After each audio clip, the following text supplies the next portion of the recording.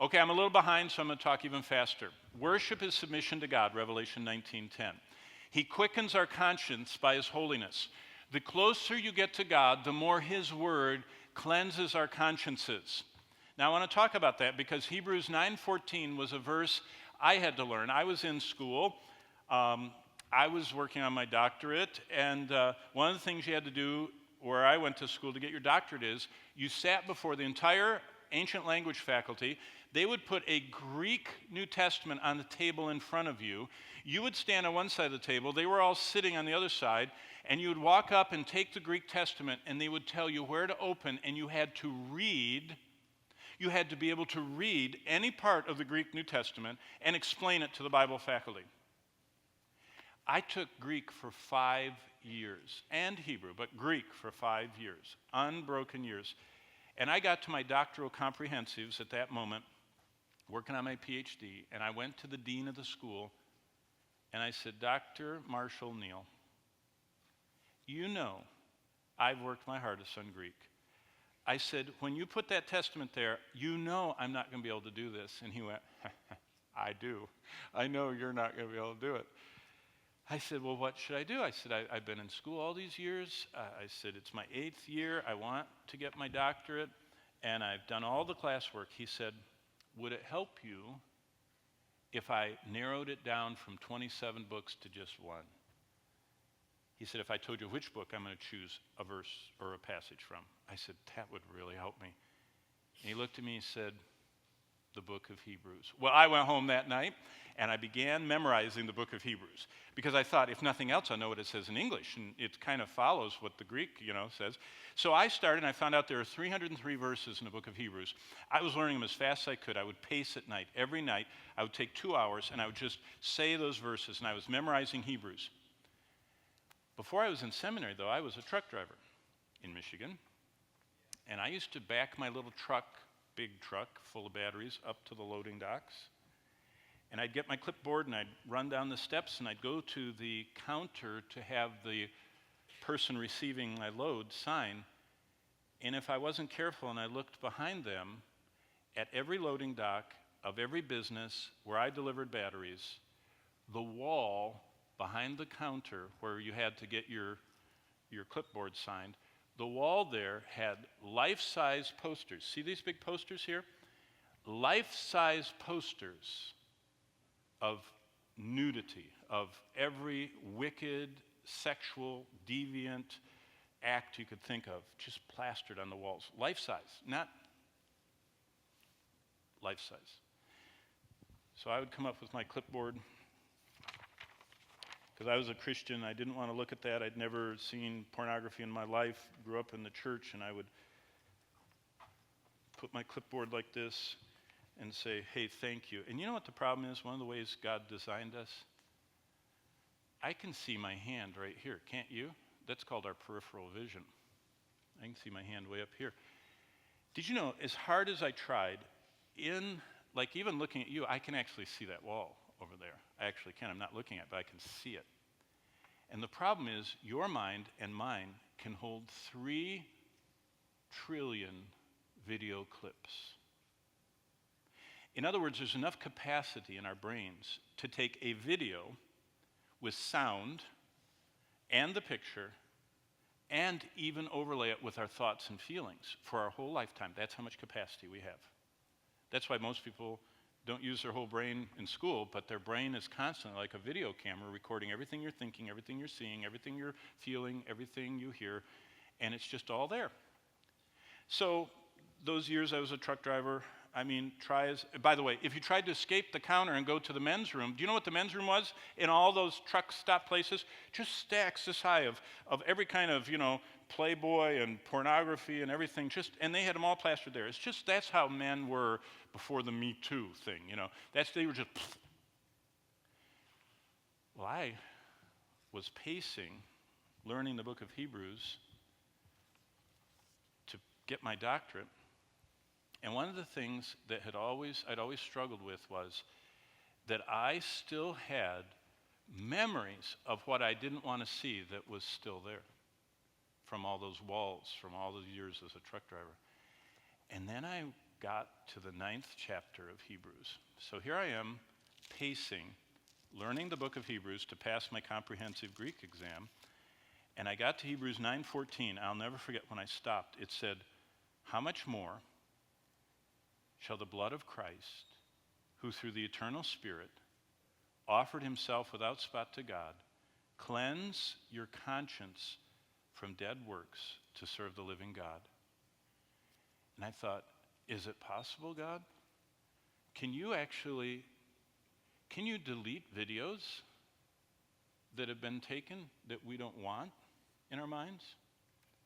And so that was a very wonderful thought, and I was thinking about that, but I'm still pacing, and I kept memorizing, and about 4 days later, I was on chapter 10, and I got to chapter 10, verse 22, and it said, and let us draw near with a true heart in full assurance of faith, having our hearts sprinkled from an evil conscience and our bodies washed with pure water. And I remember stopping right there in my apartment. I said, Lord, I believe your word. I believe that you can purge my conscience from things I don't want. That were images that I said as a pastor, I would never want to have those things just, drifting across my mind that I saw. That's quickening our conscience by his holiness. That's what God's word does to us. And did you know, you all, at your age, we never had this. Do you know what the number one outlet for pornography is in the world? It's the personal cell phone. The pornographers say that 70 to 80% of all consumption is private, individual screen time. Not just boys, men and women. Did you know that to serve the Lord, we have to submit to God? When we submit to him, we give him our conscience, and we say, Lord, I want you to purge it. I want to be quickened by your holiness. I want you to nourish my mind with your truth. I want to know truth. I want to understand truth. I want to defend truth. I want to know the truth of your word to combat error. I want you to purify my imagination. Do you know what a lot of people live in? A fantasy world. They fantasize either about the house they want or the guy or girl they want. And they live in this dream world that is not pure oftentimes, and their imaginations are not good at thinking of Christ's beauty. Do you know why a lot of people can't imagine the beauties and wonders of heaven? Because they have a lot of stuff that pushes heaven out of the way in the minds, in the images, in the video clips that they have in their mind. He opens our hearts to his love. Did you know that the most repeated emotion of Jesus Christ while he was on earth in the Gospels, if you read the Gospels, you know what it says 12 times? Jesus was moved with compassion. And the word compassion is splanknoi. That speaks of a visceral, a feeling in your stomach. It's kind of like the feeling you get on a roller coaster or a dip in the road when you're driving along and the car goes up in the air. He opens our hearts so we're moved with his love for people. We don't see people the same when we worship God. We see them as those for whom Christ died. They're walking in blindness in the dark toward a cliff. They're headed to destruction, and we want to jump in front of them and share with them the gospel of Jesus Christ. And when we worship God, we submit our wills to his purpose, and we find his plan. So that little part on page 15 is very important. Page 15 also talks about how to worship God through the names of Jesus. You can read about that. And now I'm only 11 minutes behind. We're on hour 2, get to page 17. That's still my wonderful wife. These are our 8 children. Oh, look at them. He just graduated from UCLA. That's my girlfriend right there. My son right there is at the Mayo Clinic. My daughter right there runs an orphanage in Honduras. My son right up there just left. He was the director of Building 7 at the Denver Gospel Mission, and now he's going to another youth recovery ranch. My daughter right there. By the way, this picture is 4 years old, but she's at Vanderbilt. My son right there just graduated graphic designs. My daughter right there started and runs a Christian school in the North Shore of Honduras.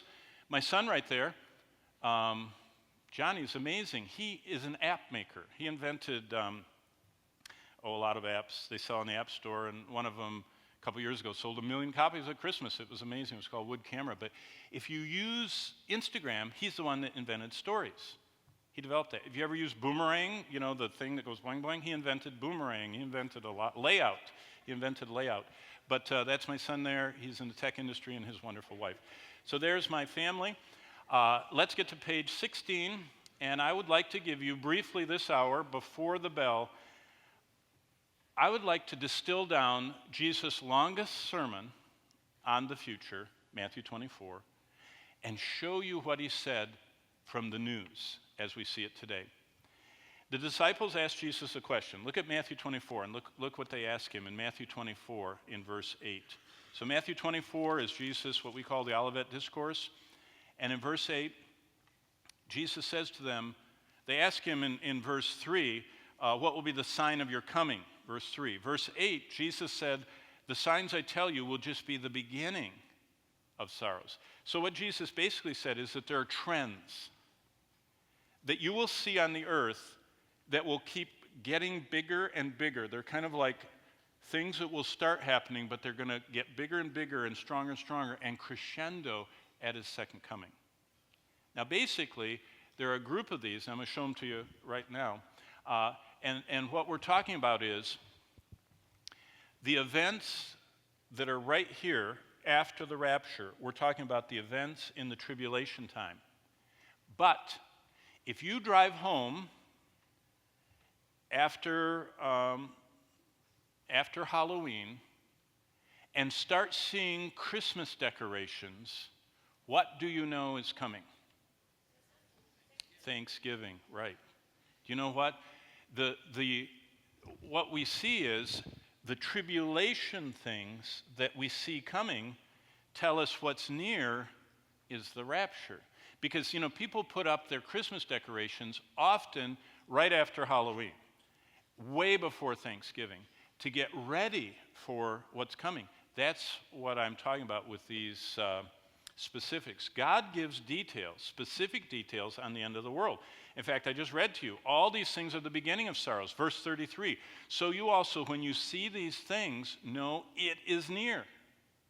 So Jesus said, when you see these signs all taking place, you know it, that's the tribulation, is near. And look at verse 34. Assuredly I say to you, this generation will by no means pass away till all these things take place. Now, the list of biblical signs of Christ's return, this is in your notes, is not actually full-blown till the tribulation. Each of these signs, Jesus said, are trends. And these trends will speed up. And each of these signs were captured by the apostles. Remember, 1/4 of the Bible is about the future with specifics. Now, what's amazing is there are dozens of predictions, but the generation alive right now is the only one that has seen all of them, and I'll show them to you right now, all of them happening. Here's the first one, Daniel 12:4. The prophet Daniel, major of all the prophets that tell us about the future, Daniel said in Daniel 12, but you, Daniel, shut up the words and seal this book until the time of the end. How do we know when the end is? Many shall run to and fro. Now that's kind of an obscure. Many shall run to and fro. What is that talking about? Running to and fro speaks of traveling. Now for just a moment, think of how travel has changed. Just the pace is staggering. 3,000 years ago, Jonah went to a port and got on a boat to escape God and to go the opposite direction of where God wanted him to go. And he went across the Mediterranean and got in the storm. 2,000 years ago, Paul got on basically the same kind of boat and sailed around for his missionary journeys. 1,000 years ago, it was the same. 500 years ago, Christopher Columbus got on basically the same kind of boat that Jonah and Paul went on. 50, 40, 30 years ago, Benjamin Franklin went on a boat across the Atlantic to get France to help us in the Revolution 236 years ago or whatever it was. 100 years ago, the first change took place. Steam ships, actually it was about 120.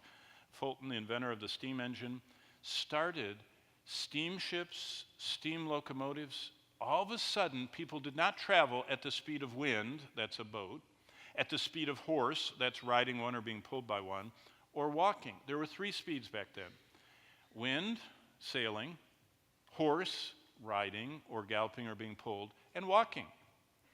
So news traveled at the speed of wind, horse, or walk. But just over 100 years ago, all that changed with the steam locomotive going across the country in trains, the steam ships going across the Atlantic and the Pacific.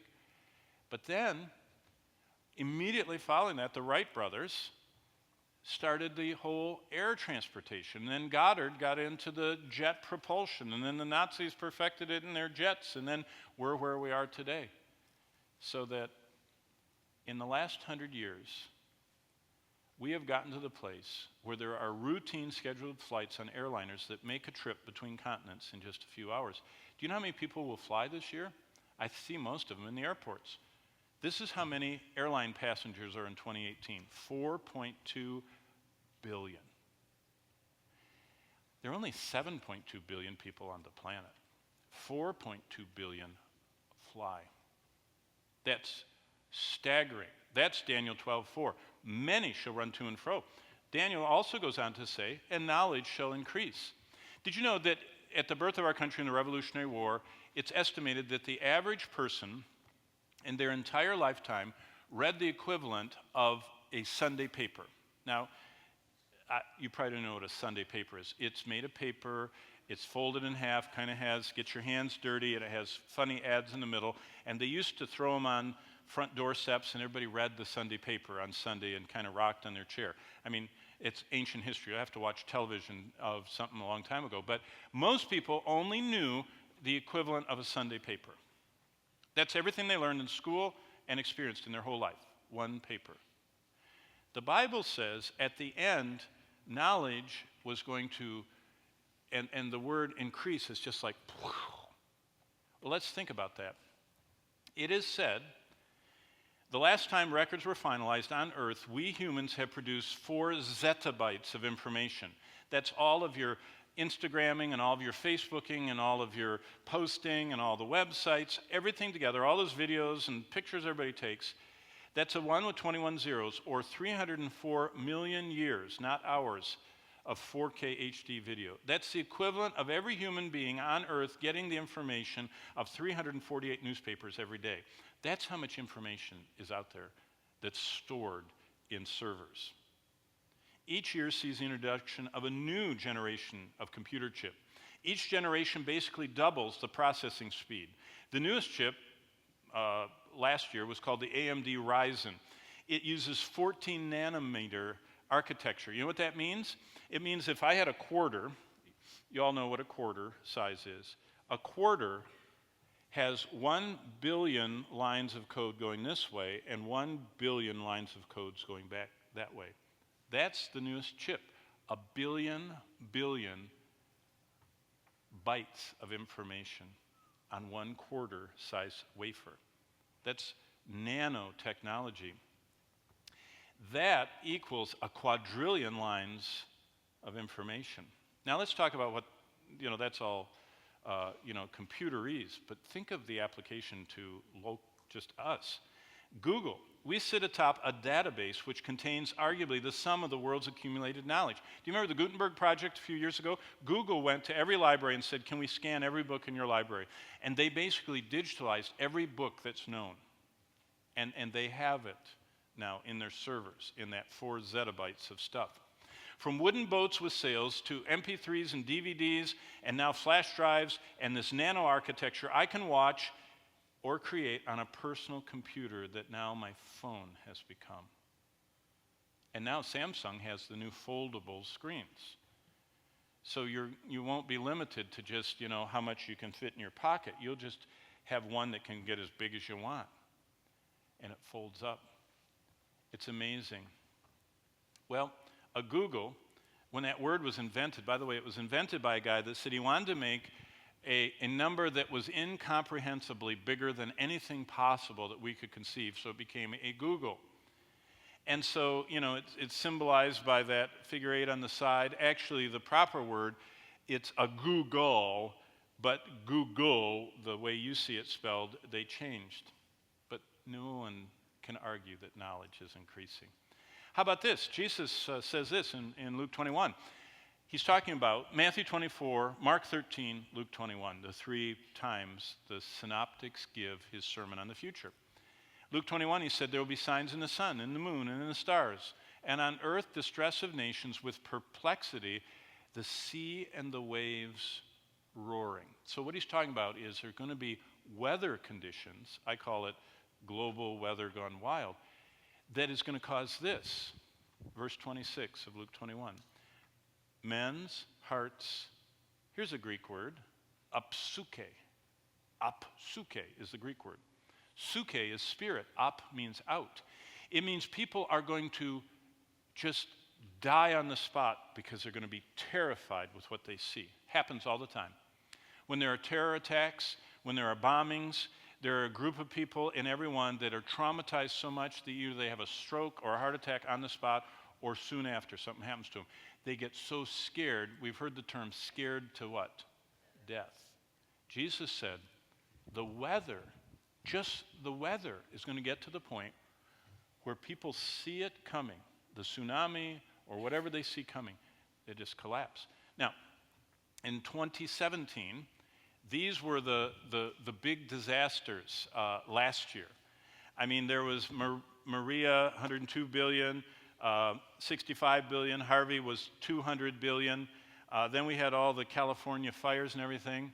Now let's look at this year. I mean, 2018, the NOAA hasn't updated their chart since June, but we had this huge severe weather, the Texas hailstorm, and now I haven't even put on all the hurricanes that have come. And this is just in America. We're so central on our maps, you know. If you go to the world, California had a heat wave and all those fires. Canada, of all places, had a heat wave up in this area that's so used to be lush. In these little islands off Africa, wildfires. Algeria recorded 51 degrees centigrade. I mean, we're talking about egg frying temperatures. Sweden, where all the servers are for Facebook and Apple and Google because they're cooled by those Nordic cold North Pole temperatures. It was so dry, they had forest fires. Greece, I mean, the missionary doctors that I teach them in Greece, we were there in March, the very next month, in the very city where we were, where we shared the gospel with the waiters and waitresses. That wildfire came down so fast from the mountain, 79 people were killed trying to run into the Aegean Sea, and the fire came behind them so fast that it burned them, and they're just tangled corpses that were trying to run to the water. And Japan had a heat wave, just a little bit less than Algeria's, and 65 people roasted in their apartment, died of heat. It's unbelievable. This is what the headline said: fire, fire everywhere. The 2018 global wildfire season is already disastrous. In fact, this is a headline. I love it. Fires used to be seen as local. Now, this is not a prophetic paper. This is just normal newspapers. But we should see them as part of a global scale phenomenon. Weather events are becoming global events where we see, as soon as there's an earthquake, as soon as there's a hurricane, as soon as there's a wildfire. So we have a growing trend of travel, a growing trend of explosion of knowledge. I mean, this is a 256 gigabyte phone. When I became a missionary, I had one of our partners that supports us. They know that in my study, in my church where I served, I have 7,200 books. I've had a library, I teach, seminary professor and everything. I have all these books. He said, what are you going to do? I said, I don't know, I'm going to have to donate a lot of them to Word of Life Bible Institute or something. He said, what are you going to study? I said, I haven't thought through that. He says, how about if I buy a digital copy of all of them and put them on your phone? I said, really? You guys have Logos? Right now in my Logos, I have, let me see. Library, come on, come up. My phone is not cooperating. Boom, library. I have in my library 8,000 books. I have every book from my shelf in my phone right here, and it doesn't weigh anymore. They're all inside of there. And I can search, by word, by topic, knowledge increases. Weather is going wild. You know what else the Lord said? Revelation 11. Think of what it said. You're reading through this. You're going to be doing your devotionals. Then those from the peoples, tribes, tongues, and nations. That's code for everybody. Who else is there? If they aren't people from, if they're not peoples or tribes or tongues or nations. This speaks of the groupings, the subgroupings, the languages, and the geography. That's the best way to say everybody. That's why it says people from tongues and tribes and nations and kindreds and all that will stand, and we're talking about they're the ones, people from every grouping saved. This is people from every grouping. We'll see there, that's the two witnesses, dead bodies for 3.5 days. Wait a minute. When John wrote that, how fast did news travel? The speed of a horse. Did you know a Roman emperor died? And the empire went on for 6 months because nobody knew? Because he was a general way in the faraway parts?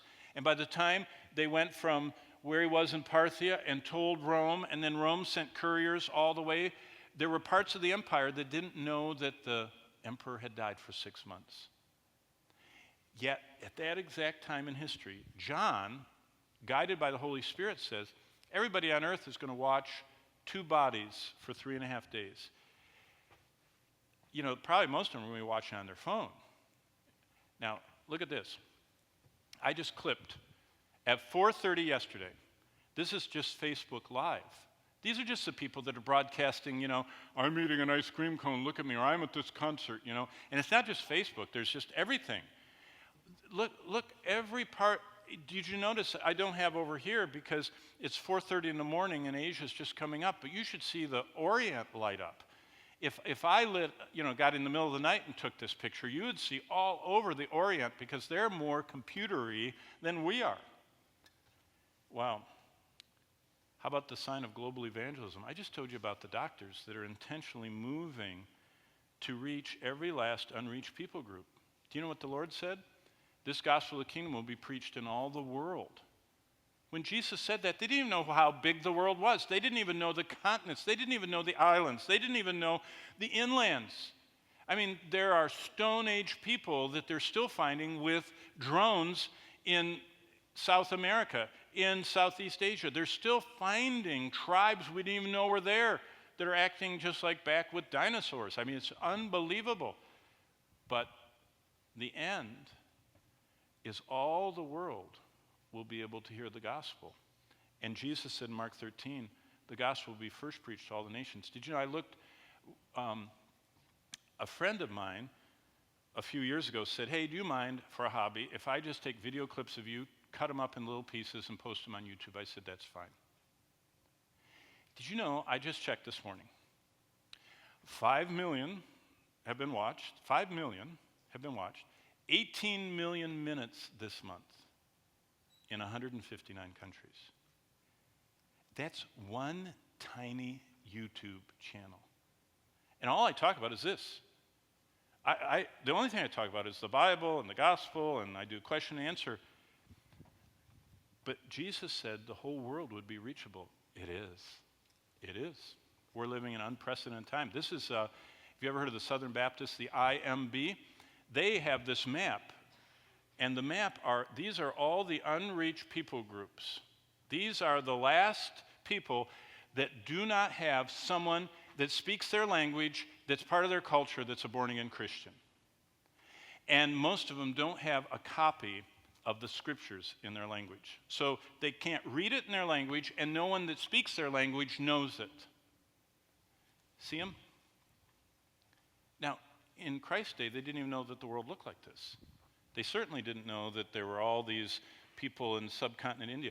Did you know, you think about what you can do? One of my students that I know personally, taught, probably was about 5 or 6 years ago, he came to me and he said, I've picked this one. That's in a kind of a hidden river valley in India. And he actually was from India. And he said, I've always believed the Lord wanted to call me there. And when he got done with his training, he and his wife walked from their village up over the mountains, went under the canopy of the fog of the rainforest, and he said, I'm going to spend the rest of my life reaching those people.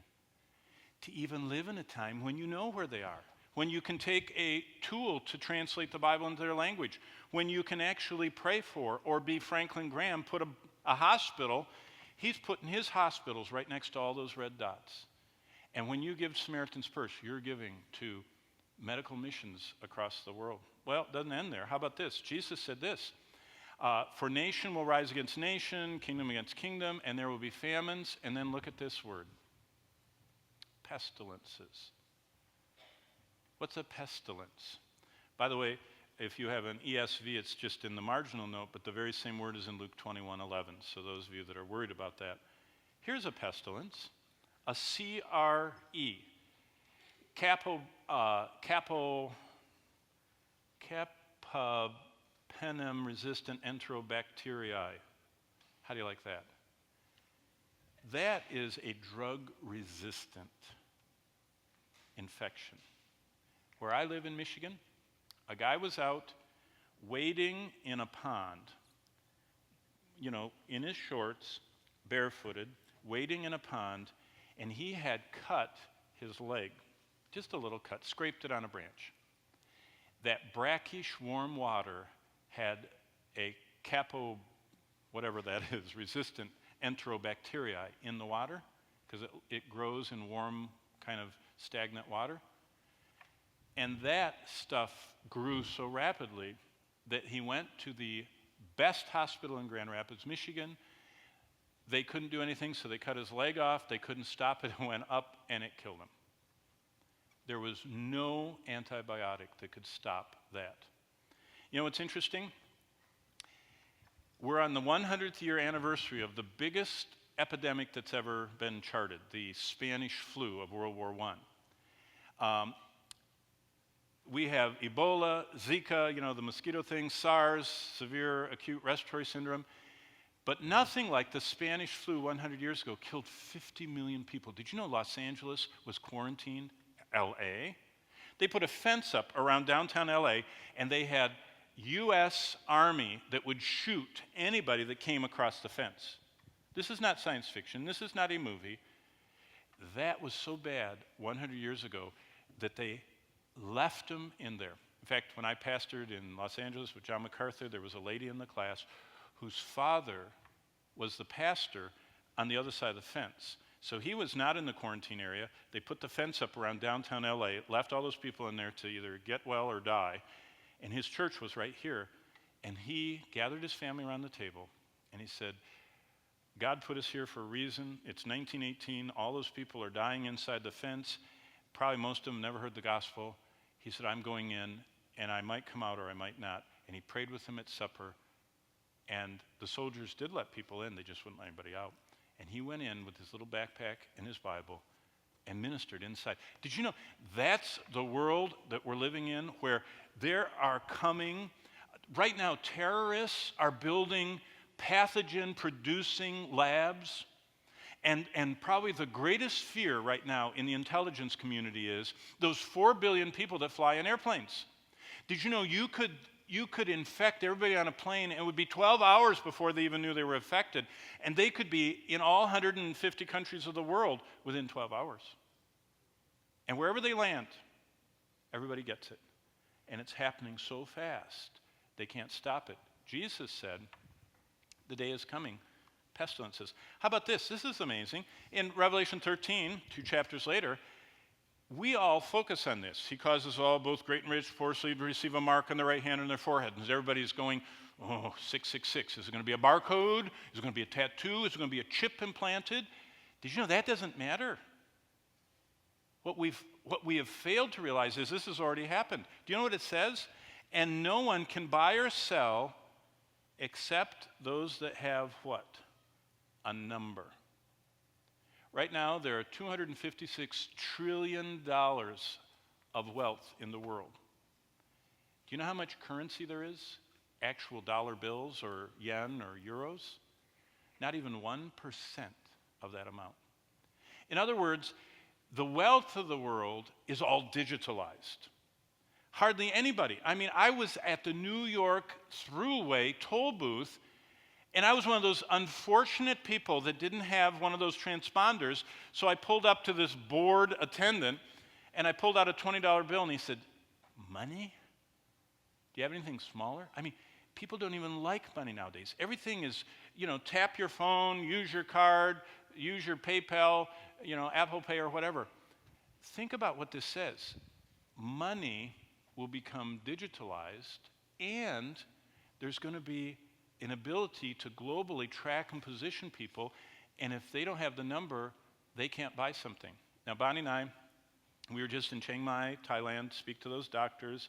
I got off the airplane, it was 11 o'clock, I went to the rental car, handed my card to rent a car at 11:20 at night.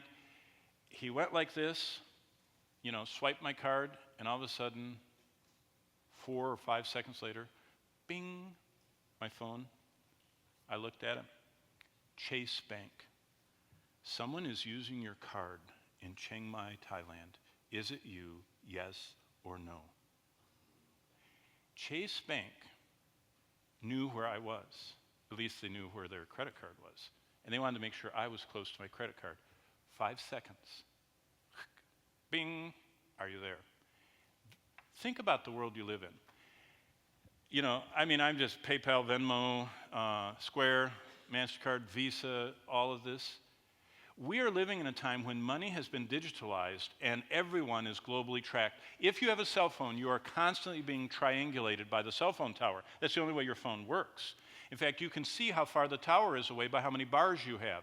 And if you go toward the tower, you'll get more bars. You understand? We're all being tracked all the time. And the day is coming where there'll be no currency, there'll only be digital money, and you will come with your phone or with your chip or whatever, and whoever runs the system can turn it off wherever you are and say, nope, you can't buy that Coke because you are not a loyal whatever. Now, of course, we know that's in the tribulation, we won't be here. Here's another sign. By the way, we're the only generation on earth that all these things are happening right now. Digitalized money, that didn't happen until we had, global synchronous satellites, until we had computers at the level. Did you know every financial transaction goes through, at least anything to do with America, goes through a deep cavern under Omaha, Nebraska? Omaha, Nebraska? Why? That's just because they have these limestone caves, and all the credit card companies process all of the credit card for the whole world that has to do with MasterCard and Visa through that cavern. They know where everybody is all the time, at least your card, and what you're doing, and they're keeping track of it. Here's another one. Jesus said in Matthew 24:22, unless those days were shortened, no flesh would be saved. Jesus was saying there's going to come a time when we have what I like to call the weapons of global destruction. Consider that when Jesus made this prediction, how did soldiers kill people? As far as they could shoot an arrow, as far as they could throw a spear, as far as they could catapult a rock, as far as they could sling a stone, as far as they could reach with their sword. What else was there? Think about it. So while you're, swinging your sword, people would run that way. So you'd shoot them, then they'd run that way. See, it was impossible to kill everybody. When Jesus said this, can you imagine the unbelievers in the audience? Because he actually said this out loud. Going, kill everybody? Those Romans can't find me. I'll hide. I'll go in a cave. I'll swim out to that island. I'll get a boat and float away. But we live in a time where weapons, the Israelis invented something interesting. Their country is so small. They wanted to have an atomic bomb that wouldn't ruin everything. So one of their physicists invented a bomb that only sent out neutrons. And neutrons, in enough amount, can kill all organic life. But it doesn't even hurt the chair. It doesn't hurt anything. It doesn't hurt the glasses it just kills organic life. It kills everything. It kills insects, kills rodents, kills people. They call it the neutron bomb. So you can hit a city with one, and everything's still there. Every car is still there. The televisions are all still there. Just every organic thing is just basically destroyed. They just fall apart. That was not possible until the last 50 years. We're the only generation that's seen all of these things happen. And there's a countdown clock, the doomsday clock that's in London, where they talk about how close we are to the whole world being destroyed. So, global travel, global explosion of knowledge, global weather going wild, telecommunication and television, evangelism, pestilences, digital money, weapons of mass destruction. Now we have this. This is the generation we're in. There is a global desire for peace, prosperity, materialism. Save the planet, save the resources, peace, no fighting, just everything. You know, it says in chapter 24 of Matthew, the days of Noah as they were, so will be in the coming of the Son of Man. For the days before the flood, they were eating, drinking, marrying, and giving in marriage until the day that Noah entered the flood, or the ark, and they did not know the flood came. Do you know what just before the return of Christ is going to be like? Almost a global peace. In fact, that's what it says in 1 Thessalonians 5. When they say peace and safety, sudden destruction comes. Do you know what, when you're reading chapter 6, what does the Antichrist come on? A white horse. He comes as a man of peace. He's the one that solves all the problems between the Islamic people and the rest of the world, between the Jews and the Arabs. He solves it all. He's going to be kind of like the ideal human, kind of like one of the Avengers, a good one. I don't know which one it'll be, but he'll just be the ultimate one that just is so winsome. Maybe Captain America, and he will come down and make everybody live in peace before he turns on the ending. By the way, there's $247 trillion of debt in the world today. And probably the way the Antichrist will rise is there will be this disaster that he'll solve, kind of like the ultimate meltdown, and he'll rise to prominence. And here's the final sign. It says in the book of Zechariah, on that day I'll make Jerusalem a heavy stone for all peoples. Who's talking here? God. Does God exaggerate? No. God says everybody on earth is going to be upset. All who lift Jerusalem, all who try and do something with Jerusalem will surely hurt themselves. But look at this. All the nations of the earth will gather against Jerusalem. What God said is going to be the ultimate sign that we're at the end is there will be global hatred of Jews. Now let me just show you a few headlines. This one is from July. I'm sorry, it's October, but I could get you one if I had time to clip it from yesterday, because he says the same thing all the time. Top Iranian general, forces in Syria awaiting orders to destroy Israel. How does the Bible say the world ends? It says Persia, which is what Iran was called up until 1947, Persia, now called Iran, will come with a horde, including the Russians. Who is arming Iran? Who built Iran's reactors? Who sells Iran the most advanced weaponry in the world? Russia.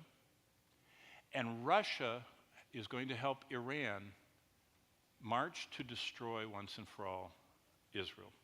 Wow. So Jesus said, you'll know I'm coming back when there's global travel, when everybody's traveling, when there's global knowledge that you can hold in your pocket, Google, the sum of all known things. There's going to be global weather gone wild, that people will see weather in other places, it's going to scare them to death, that people are going to be able to see things happening on the other side of the world as they happen, global telecommunications and television, that you're going to be able to share the gospel with everybody on earth, that there are going to be global plagues, pestilences, digital money that is tracked and can be turned off like that. And there's going to be weapons of global destruction. Everybody's going to want peace, and the whole world be united against Israel. Well, that is what unbelievers have to look forward to. Do you know what we have to look forward to? Do you know what the greatest day of our life is? It's the day we each get to stand in front of Jesus Christ. In fact, Martin Luther said this, I have 2 days on my calendar, today and the day I stand in front of Jesus Christ. Now, Jesus left us on earth to do one thing, to be disciples of his that are making disciples. In other words, we're supposed to live the Christian life and share it. I am a professional Bible teacher. That's all I've done since I was 13 years old, started speaking in rescue missions and nursing homes. And so I am always studying the Bible and always teaching the Bible. I am not an evangelist. An evangelist is a person who, they get up in the morning and all they can think about is who's the next person who can lead the Lord. Me, all I think about is how I can teach the Bible, but I do the work of an evangelist. So I was recently at an airport getting ready to fly to a men's retreat. I had to study on the airplane because I speak so much that I wanted to go over the message. So I got on this airplane. It was the first time in my life. When I got on, no one else was on the airplane except stewardess and a pilot. So I went all the way back, sat in my exit row seat, spread out, put my stuff, on the seats, and I waited and waited and waited, and they finally made the announcement, to put your seats in the most uncomfortable upright position, all that stuff, and I was still the only person on the airplane. It's where they fix them in Tulsa, and they fixed it, and they were flying it out to a hub, so I was the only one on. I was so excited, and just before they shut the door, one person came on, and they walked all the way down the plane, said hi to me, and sat on the same row right across from me, the aisle, and I thought, I'm going to study my Bible. So I turned in my chair and I started reading my Bible. The plane took off. We weren't in the air a second till the person across the aisle, this man went, hit the button. The stewardess came. He said, could I have one of those little $3 bottles of alcohol? Long story short, he the button. He drank 4 of those little bottles. I thought, disgusting. I've got a drunk sitting next to me, And so I'm over here reading my Bible, and he was getting so warm and happy. He said, hey, what are you doing over there on your side of the airplane? And I said, studying the Bible. I didn't even look at him. Very impolite. And I was. And he says, hey, I have a question for you. And I thought, I need to be polite. So I put my finger where I was, and I looked at him. I said, yes. Could you tell I wasn't interested in talking to him? Yes. Come on. What's your question?